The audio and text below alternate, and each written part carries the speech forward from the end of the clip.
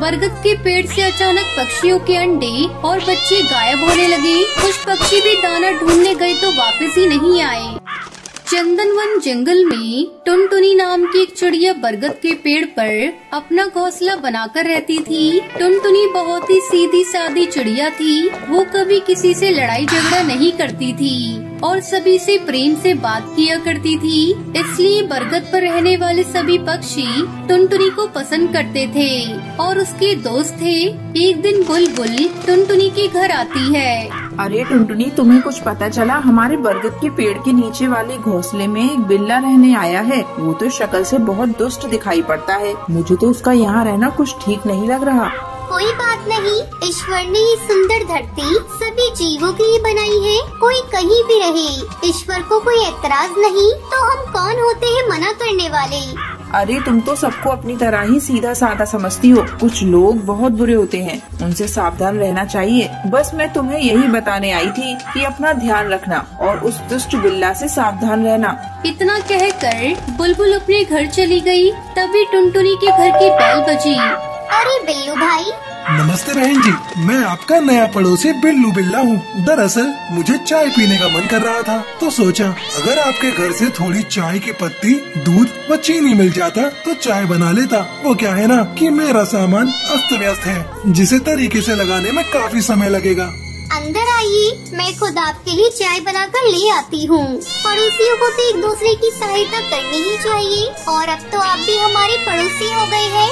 अरे वाह, ये तो बहुत ही अच्छा रहेगा। आप तो बहुत ही दयालु और अच्छी चिड़िया हैं। वरना इस बरगद के पेड़ पर और भी पक्षी रहते हैं, उन्होंने तो मुझे पानी तक नहीं पूछा। टुनटुनी उसके लिए चाय बनाकर ले आई। साथ में टुनटुनी ने कुछ बिस्किट और नमकीन भी टेबल पर सर्व कर दिए। बिल्लू सारी प्लेट साफ कर गया और जमकर डकार ली। बहन, बहुत ही स्वादिष्ट चाय और नाश्ता था। चलो, दिन भर का काम तो चल जाएगा। अब रात का खाना किसी होटल में जाकर खा लूँगा। चलता हूँ, घर पर बहुत काम है। अरे बिल्लू भैया, आप बस घर का सारा सामान लगाइए, मैं आपके लिए रात का खाना पका कर रखूंगी, आप यही खा लेना। बिल्लू बिल्ला बहुत ही लालची और मांग मांग कर खाने वाला बिल्ला था। कभी अपने घर पर खाना नहीं पकाता था, हमेशा दूसरे पक्षियों के घर खाने के समय पहुंच जाता था। कुछ ही दिन में सारे पक्षी उसका स्वभाव समझ गए थे। अब कोई भी पक्षी उसके आने पर उससे चाय नाश्ता नहीं पूछता था। वो निराश होकर कुछ देर बातें करके चला जाता है। पर टुनटुनी अपने स्वभाव से मजबूर थी, हमेशा उसके लिए कुछ न कुछ चाय नाश्ता या खाना परोस देती थी। एक दिन टुनटुनी बुलबुल के घर गई। ये बिल्लू बिल्ला तो रोज 3 समय मेहमान बनकर मेरे घर आ जाता है। मैं मना भी नहीं कर पाती और मुझे से चाय नाश्ता कराना पड़ता है। मैं खुद एक गरीब चिड़िया हूँ, भला मैं किसी की जिम्मेदारी कब तक निभाऊंगी।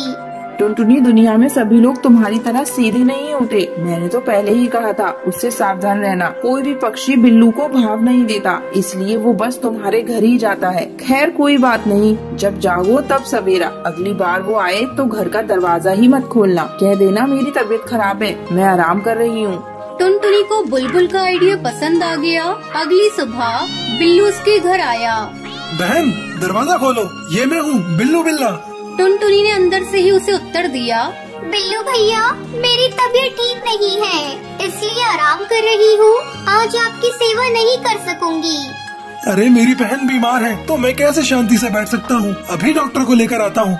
नहीं नहीं, मैंने डॉक्टर को दिखाया था और उनकी बताई दवा भी रेगुलर ले रही हूँ। मुझे बस आराम की जरूरत है, फिर मैं ठीक हो जाऊंगी।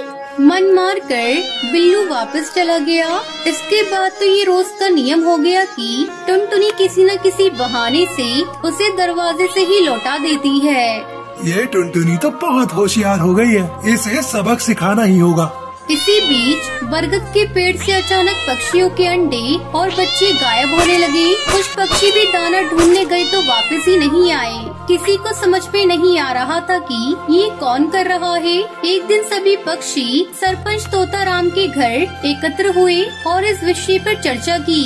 सरपंच तोताराम जी, हमारे बरगद पर हम कितनी खुशी से रहा करते थे, पर ना जाने कुछ महीनों से किसकी नजर लग गई है। कल रात मेरे 2 अंडे गायब हो गए। हाँ सरपंच जी, कुछ दिन पहले मैं अपने 2 बच्चों को घर पर अकेला छोड़कर दाना ढूंढने गई थी। जब लौटकर आई तो दोनों घर पर नहीं थे। उनका कुछ भी अता पता नहीं चला। अभी तक पक्षी पुलिस भी उन्हें ढूंढ नहीं सकी। सरपंच जी, ये महज इत्तेफाक तो नहीं हो सकता कि जब से बिल्लू यहाँ रहने आया है तभी से ये सभी घटनाएं घट रही हैं। तभी से कुछ न कुछ बुरा हो रहा है। पर क्या करें, हमारे पास उसके खिलाफ कोई सबूत नहीं है। वो बिल्ला इतने दबे पांव आता है कि किसी को उसकी आहट भी नहीं मिलती। इसी प्रकार सभी पक्षी अपनी अपनी समस्या बताने लगे, पर तोता राम को उनकी समस्या दूर करने का कोई भी उपाय नहीं सोच रहा था। मीटिंग में ये तय हुआ कि सभी पक्षी बिल्लू से सावधान रहेंगे, अपने बच्चों को अकेला नहीं छोड़ेंगे और स्वयं भी कहीं अकेले नहीं जाएंगे। टुनटुनी रोज शाम को नदी के किनारे घूमने जाती थी, जहाँ कोई नहीं होता था। सरपंच की चेतावनी को नजरअंदाज करके टुनटुनी उस शाम भी नदी के तट पर घूमने चली गई। उसी समय बिल्लू बिल्ला भी वहाँ पहुँच गया। अरे बिल्लू भैया, आज तुम भी नदी तट पर टहलने आए हो? मैं टहलने नहीं बल्कि खाना खाने आया हूँ। खाना? और यहाँ आपके खाने के लिए क्या है? टुनटुनी बहन, यही तो मेरे खाने के लिए सबसे टेस्टी चीज मौजूद है। एक नर्म मुलायम और टेस्टी चिड़िया। मैंने तुम्हारी इतनी भगत की और तुम मुझे ही खा जाना चाहते हो? पर पिछले कई महीनों से तुमने मुझे कुछ भी खाने को नहीं दिया, इसलिए मैं तुम्हें ही खाकर पेट भरूंगा। सारे पक्षी सच कह रहे थे कि बरगद के सभी पक्षियों के घरों से उनके अंडे और बच्चे चुराने वाले चोर तुम ही हो। हाँ टुनटुनी, इन सब का कारण हो तुम। अगर मुझे रोज खाना पकाकर खिलाती रहती तो मैं किसी को भी नहीं मारता, पर तुम्हारे ही कारण सभी पक्षियों को अंडे और बच्चों से हाथ धोने पड़े। अब तुम्हारी बारी है। ये सुनकर तो टुनटुनी के पैरों तले जमीन ही खिसक गई। अब वो सोचने लगी कि इस मुसीबत से कैसे छुटकारा पाया जाए। देखो बिल्लू, अगर तुम मुझे जाने दो तो अब मैं रोज तीनों टाइम तुम्हें स्वादिष्ट भोजन पकाकर खिलाया करूँगी। बल्कि हम सभी पक्षी मिलकर तीनों समय तुम्हारी दावत कर दिया करेंगे। मैं खुद सबसे बात करके उन्हें मना लूँगी। अब बहुत देर हो गई टुनटुनी, मैं इतना भूखा हूँ कि और इंतजार नहीं कर सकता। एक एक करके मैं बरगद के सारे पक्षियों को खा जाऊंगा और फिर से किसी और पेड़ पर अपना बसेरा बना लूंगा। इतना कहकर बिल्लू बिल्ला ने टुनटुनी पर छलांग लगा दी। टुनटुनी उससे बचने के लिए आकाश में उड़ गई, जिसके कारण बिल्ला सामने बहती नदी में गिर पड़ा। बिल्लू बिल्ला को तैरना नहीं आता था, इसलिए वो डूबने लगा। उसने सहायता के लिए टुनटुनी को पुकारा। टुनटुनी बहन, मुझे बचा लो, मैं अब कभी तुम्हें परेशान नहीं करूँगा। देखा, जो लोग दूसरों के लिए गड्ढा खोदते हैं वो खुद उसी में गिर जाते हैं। टुनटुनी, मुझे अब अकल आ गई है। अब मैं तुम्हें कभी तंग नहीं करूँगा। कहावत है कि सांप को चाहे कितना भी दूध पिलाओ पर वो उगलेगा जहर ही। इसी प्रकार दुष्ट के साथ चाहे कितनी भी भलाई कर लो, वो सदा बुरे काम ही करेंगे और हमें हानि ही पहुंचाएंगे। अगर मैं तुम्हें आज बचा लूंगी तो ये मेरे दोस्तों के साथ नाइंसाफी होगी। इस प्रकार बरगद पर रहने वाले सभी पक्षियों को दुष्ट बिल्ला से छुटकारा मिल गया। कई दिनों से जंगल में लगातार बारिश हो रही थी। हे भगवान, पता नहीं ये बारिश कब रुकेगी। पूरे घोंसले में बारिश का पानी टपक रहा है। अरे टूनी, जल्दी भाग, कहीं ये घोंसला टूटकर गिर न जाए। मैं लूसी को लेकर बाहर जा रही हूँ। अपनी माँ की चिल्लाने की आवाज सुनकर टूनी चिड़िया जल्दी से भागकर घोंसले से बाहर निकल आती है। अचानक तेज आवाज के साथ टुनटुनी का घोंसला टूटकर पेड़ से नीचे गिर जाता है। अब उनके पास रहने का कोई ठिकाना नहीं था। टुनटुनी चिड़िया अपनी बेटियों को लेकर बारिश में इधर उधर भटकने लगती है। ये कैसी आफत आ गई मेरे ऊपर। इतनी तेज बारिश में मैं अपनी बच्चियों को लेकर कब तक भटकती रहूंगी। कहीं कोई सर छुपाने की जगह मिल जाती तो अच्छा होता। काश तेरे पापा जिंदा होते तो आज हमारा पक्का घर होता। इस तरह हमें दर बदर की ठोकरें नहीं खानी पड़ती। तभी टूनी चिड़िया को दूर एक पेड़ के नीचे बहुत बड़ा गुलाब दिखाई देता है। माँ देखो, उस पेड़ के नीचे एक बहुत बड़ा गुलाब पड़ा हुआ है। चलो चलकर उस गुलाब में छुप जाते हैं। टुनटुनी चिड़िया अपनी बेटियों के साथ उस पेड़ की तरफ जाती है। अरे ये तो गुलाब का फूल लग रहा है। इसमें दरवाजा और खिड़कियाँ भी है। टुनटुनी चिड़िया जल्दी जल्दी उस गुलाब के अंदर अपनी बेटियों के साथ चली जाती है। अरे टूनी, ऐसा लग रहा है जैसे इस घर में पहले से कोई रह रहा हो। कोई बात नहीं माँ, चाहे इस घर में कोई भी रहे, अब इस घर को छोड़कर हम लोग कहीं नहीं जाएंगे।